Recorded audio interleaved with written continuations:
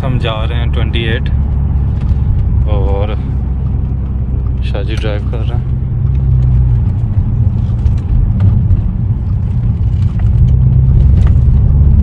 बाकी लोग जो हैं वो गौहर भाई के साथ आ रहे हैं तो वो कल तक पहुंच जाएंगे। हम अभी जा रहे हैं।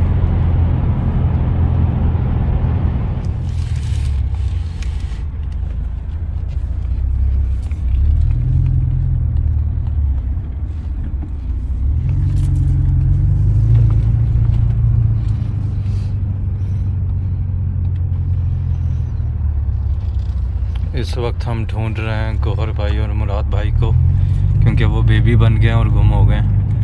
और कहाँ है? बेबी को जूस पसंद बेबी को जूस पसंद है। बेबी को जूस पसंद है। अभी वीडियो अलग आप देखोगे, बेबी को जूस पसंद है।